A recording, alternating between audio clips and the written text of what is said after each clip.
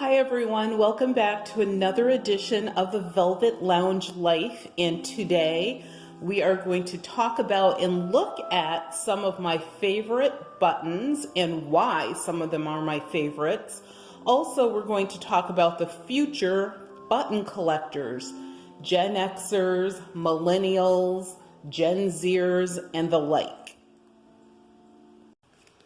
So just a quick reminder, I know you guys probably hate when I do this, but if we don't ask, we don't get. So if you would please remember to subscribe to our channel, and it's also your channel, especially if you're a button lover. This is a channel for everyone, and also we offer a lot more than just information on buttons, as you can see. And I am trying to record this from the oddest angle ever. But also, yes, click the thumbs up and once again, subscribe. So I've been asked for this video for quite a while by maybe, I'm going to say 6 different people. So finally I am doing it, and from one person in particular, many, many times more than others. So here it is. Now, I do want to precursor all of this with the following facts. I do not like buttons just because they might be expensive or rare. I have different reasons for liking different types of buttons, from what I consider to be some of these very standard like shell buttons that you see here on the perimeter, to, you know, buttons that might be a little more fancy, like some here and some in the middle. So there's different reasons. I like different types of materials. I do have my favorite colors, and those are orange, purple, pink, believe it or not. And I say believe it or not because pink is usually not my favorite color for anything else other than buttons. And what other one? Did I miss any? Pink, orange, purple, yellow. Yeah, those are probably my top favorites. But honestly, I like pretty much everything. The only reason that I don't have certain colors in that upper echelon of favorites is because those are usually the ones that I can, you know, I have plenty of, or I can find on a regular basis. So if you have any of those colors that you would like to part with, my information is down below in the show notes, aka the description of this video. Thank you. And to those that have given me gifts, donated buttons, you know, befriended me because of the button world, thank you so much. I really appreciate it. And to those of you that are here that normally watch my eBay videos, my cooking videos, my acting and other videos, join the party, because this really is a subject matter that impacts all of our lives and is super easy to get into for collecting and using these beautiful little creatures for crafts and other things that you might actually want to turn over into maybe a little business or something, such as, I know that there are people that make wall art, they decorate lamps, mannequin bodies, hats, you name it, with buttons, and then they end up reselling those because it took a lot of time to create them, and obviously it's something different. Now, my little dog Bert, Maya,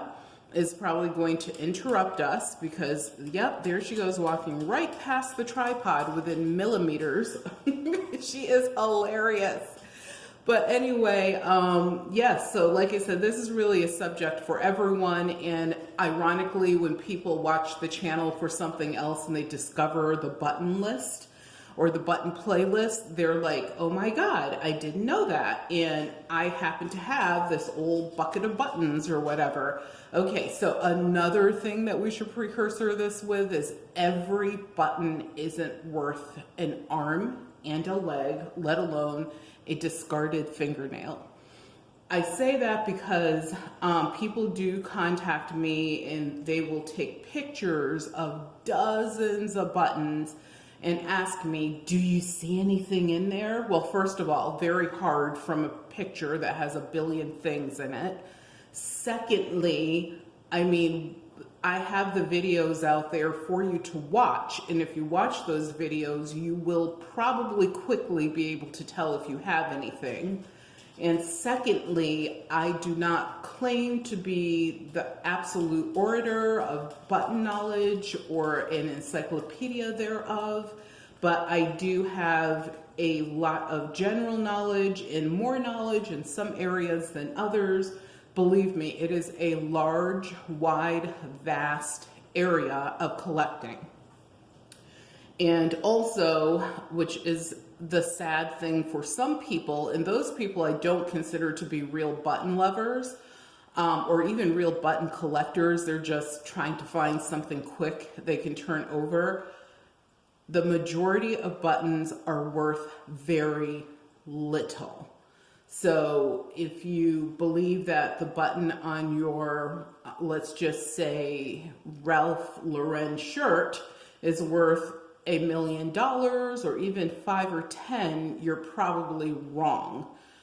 It's just a little plastic button that has the name incised on it, and you know, if you get a dozen of them, then they're probably worth a couple dollars. So that's pretty much the housekeeping for this video. So on with the real show. So, like I said, I don't like buttons just because, you know, some people, they're like, I can only collect the best of the best. One reason I like a wide variety of buttons is because I actually do use them for particular reasons, whether it's creating a charm string or working on some other project. And there are some I do like to collect. Now, my thing with collecting is, and we're going to talk about this quite a bit through this video, is what happens when I'm no longer alive? You know, who will care about my button collection? Will it simply end up being in a pile at an estate or tag sale? That's usually what happens. Or, you know, lost in a storage unit. Okay, we don't use storage units, but let's just say for those of you that do, you might have a collection so large it's in your basement, a storage unit, a storage house, somewhere like that. And, you know, what you should do is definitely be serious about what are your truly expensive buttons. You know, buttons that are worth, let's say, $20 or more.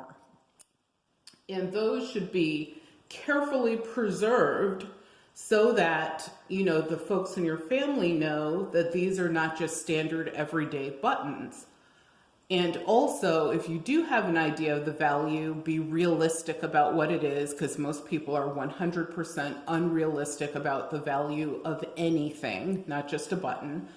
And, you know, write a little note so they know what type of button it is and what the approximate value is and the year that you noted that, so that at least they have a reference point. And more importantly than any of this valuing stuff is try to get your young ones into the world of buttons. It is amazing, like, how few young people, and when I say young, I mean, I'm talking anyone that's not a baby boomer under, like, and up to the more recent day. And I mean, I fall out just right outside of the baby boomer realm, but even when I was collecting buttons, I had no idea that they were, you know, which is a good thing, maybe. It was an innocence where I was just like, I love these things. They're so cool. Look at them. They're like little bits of jewelry, you know, absolutely stunning colors, bright, cheerful, fun. You know, some are more serious than others and had, you know, maybe a darker past. But at the end of the day, gorgeous little items. And also, I didn't think about when I was young, the fact that one thing I did think about was replacing some old, like just plain standard buttons on my clothing with something that was a little bit more of a pop of color or shiny or whatever it was.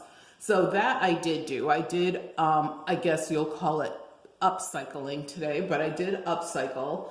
And one of the reasons I upcycled is I actually would change my clothes around like once a season if I could, because unlike most parents, our parents didn't necessarily buy us a brand new wardrobe for school every season, and that was pretty hard. So you had to be creative in your own mind, as I was, and kind of jazz things up the way that you could. So I actually did do that, but I never thought about upgrading a lampshade or making a piece of wall art, or maybe you have a quilt and you want to add a little je ne sais quoi to it. You could actually do a giant initial in the middle of it made out of buttons or something. There's so many things you can do. I actually saw where someone had buttons, and they were like pretty much just the standard buttons, and then what they did in the center is they put like this beautiful almost rosette of like gorgeous buttons in it. And this is a hard thing for those of you that don't want to hear how they had to modify the buttons. You might want to pause right now, but one of the things that they did is they glued these onto I don't know what you call it, but the kick plate part of the stairs. So not the part that you stand on, but that piece that faces you. And they did that on all of their stairs going all the way up, and it's just magnificent. It's a work of art. Now, will future owners of that home care? I don't know.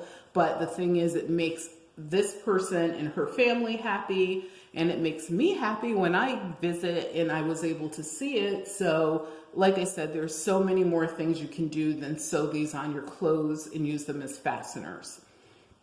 So, like I said, I think it is important to get our young folks involved with, the world of buttons now. You have grandchildren, you have children, and if they're truly not, you have to sort of approach it so that it's interesting to them, of course, and you have to approach it at their level.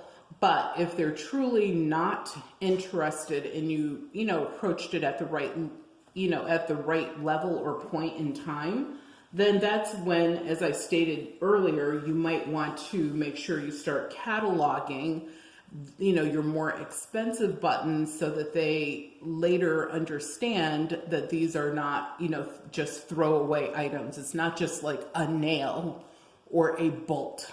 Even though nails and bolts, the old-timey ones, the squared out nails, the copper nails from, the middle 1800s and further back are actually sought after by furniture makers and people who actually upcycle, and also those that refurbish. So even those have a role in the world still. So why not make sure that your buttons are something that is appreciated as well? So let's look at a few of these. So we're not going to look at every one because that would equal 4 videos, 3 videos. But I do want to show off a few of these. Actually, I do have my tweezers, so I'm going to use them. Very first one, and I'm dedicating this video to a couple friends of mine. One, her name is Pat. The other one, her name is Susie. And they both will know why I'm dedicating this video to them. So this is what they call a Jello mold or a jelly mold button. It's one of my favorite buttons. I never honestly thought I would have one of these. I did have a couple of these many decades ago, and now I have another one back in my collection due to a beautiful soul out there who I greatly appreciate. And Jello, we call them jelly molds. Some people call them Jello molds because, hello, it looks like a Jello mold from the Victorian era. And these come in an array of colors, so almost every color of the rainbow. So it's very possible you may have had one of those and did not know it. Another button, which I totally, And all of the buttons on this table I adore. So I will probably say that 1,000 times. And I have dozens upon dozens more that I could not include in this video because I had to have a limit somewhere. So this absolutely stunning bit of, it's like jewelry. And I'm actually like the Jello mold button and this one, and I have other buttons that are similar. I've been looking for buttons like this to go along with the ones that I already have because I want to create a necklace and a bracelet and an earring suite. And actually have a box made for these so that it's something that when my daughter gets married one day or has some other major life event, I want to gift it to her. But in the meantime, I will be wearing it until that time comes. So it'll be something sort of like our family charm strings that stay in the family for generations. And I'm not going to show you the backs of all of these because, like I said, there's so much here to show. But you can see it's that charm string type back on it. And another type of button I love are the Victorian jet or black buttons, but my absolute favorites are those that have a combination of colors. And I hope that this is coming out clearly. Let me just get up and look at this for a moment so I can see, make sure you guys can see these, because otherwise what's the point? There you go, that's better. You're never going to see it as well as I can here in person probably. But this is absolutely stunning. It has lots of little shapes in it. It has sort of like a coppery gold color intermixed, like the combination of the two. And I'm not going to take these out of the box, but that's the TLC button, which is a Waterbury Button Company button. All three of these are that are inside of this box. This one has the number 1 ST, as if to say first, like first place on it. Love this button. Lots of decoration to it. And this is a end of the trail button. And like I said, all of these are vintage, one-of-a-kind Waterbury Button Company buttons. And also some other Waterbury Button Company stars are out here. Let me see if I can find them quickly. Here, I don't know if you could see this one, so, oh, you couldn't even see the other ones. So the three I was talking about are in this box. The Waterbury Button Company ones I just talked about. And then over here, we have another Waterbury Button Company star. You guys, it's only me doing the camera today, so yes, the camera work will not be absolutely perfect. And where are you, little teddy bear? Can you see him clearly? Probably not, so I'll pick him up anyway. So this is another Waterbury Button Company button that I love. It's this beautiful teddy bear. It actually commemorates something to do with Teddy Roosevelt. It's a Waterbury Button Company button as well. And then this one, which is, I don't know if it's an egret or if it's a great heron, or it could be a swan in flight. And you could see the little bit of greenery, which would be here, like if you were out in the wild, and the bird is actually taking off. Absolutely love that. That's a Waterbury Button Company star. And I have a couple more out here. Some super fun buttons, and I'm going to pull that in a little bit, that I just love are the boots. You can actually see the boots right here. Love these, and I actually was lucky enough, pure luck, to have two of them.